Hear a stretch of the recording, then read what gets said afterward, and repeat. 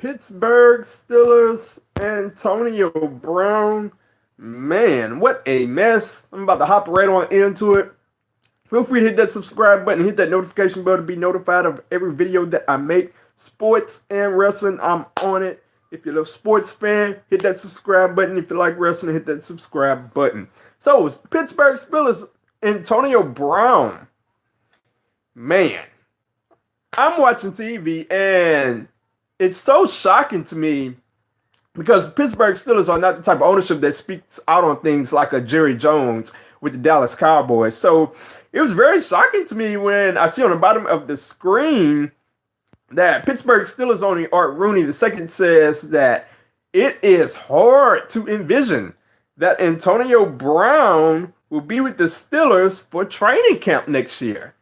So obviously the reports were out there. Antonio Brown was on the block. You know, the reports were out there that he asked for a trade. All the reports were out there, but it is something else when the owner speaks out on it. One of the least outspoken ownerships in the league, I would say the Steelers and the Giants. And it's strange because the Giants owner spoke out on Odell Beckham as well. So a lot of speaking out going on this year. He also went on to say that whether the situation can be reconciled and have him back on the team next year, we're a long way away from thinking that can happen. We're not closing the door on anything at this point. So quite the situation that we have on our hands here. And the Pittsburgh Steelers, man, it is always something with this team. Like every year, what do we say about the Pittsburgh Steelers? They have the most talented roster in the league, or close to.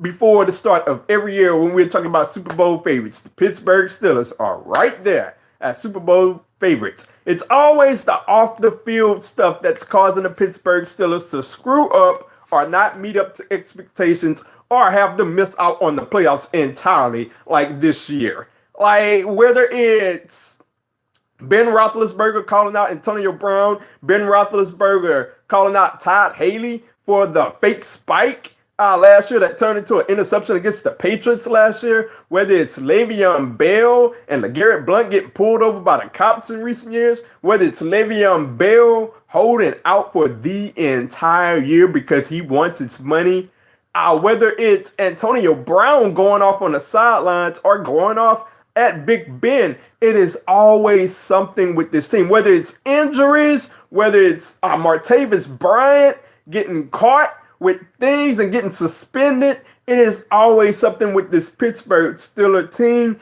And I cannot necessarily say that I fault the owner for looking at moving on from Antonio Brown because despite how great Antonio Brown is, he is the top receiver in the game, arguably the top receiver in the game or close to, wherever you have him ranked at, that's subjective. He can be a headache sometimes. Like he does things off the field or he does things on the sideline that you look at and you're like, oh man, another quote unquote, I hate to call these guys diva wide receivers, but that's the term that's going around, diva wide receivers. And like he's phenomenally talented, but I can understand that from what a Pittsburgh Steelers owner is coming from, all of these things compounded. Like sometimes these things just add up and sometimes enough is enough. Now you look at the situation and you say, is Juju Smith a legit number one wide receiver? And to that, I say that I'm not entirely sold on that theory. Because is Juju Smith's production, he had a phenomenal year this year. I think he was over 1,200 yards receiving this year. Is he a legit number one receiver, or did his production come based off of having Antonio Brown taking away all the attention on the other side? I do not know the answer to that question. But the Steelers have had a wealth of receivers. You talk about your Mike Wallace's, your San Antonio Holmes, even you had Hines Ward in there, even Plaxico Burress. He was in there. That was before he broke out. Obviously, he broke out when he was with the New York Giants, but the point still remains. All of those receivers were ready to step up when they were next in line. Your Mike Wallace was ready to step up when he was next in line. Antonio Brown was ready to step up when he was next in line. Is Juju Smith-Schuster that guy? I'm not entirely sold on that. So while I get the owner's perspective, you're talking about Antonio Brown here that led the league in touchdowns, who's on just he's on the wrong side of 30. Let's get that out of the way. But he's still a phenomenally talented athlete. So it's gonna be hard to reproduce that guy's production.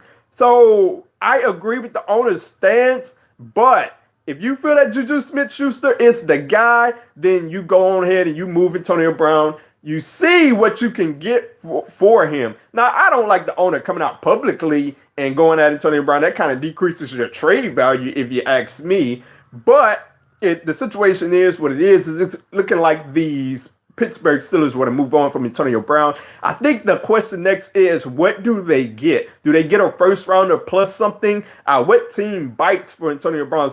Because he should have a robust trade market, because it's freaking Antonio Brown, the best receiver in the game.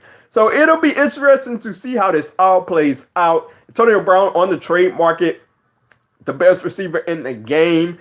This is very interesting, to say the least. Let me know your thoughts on YouTube in the comments down below, or on Twitter. Hit me up at OMGCoreyB. I like to talk sports. I like to talk it all. Hit me up. I will follow back as well. Let me know your thoughts down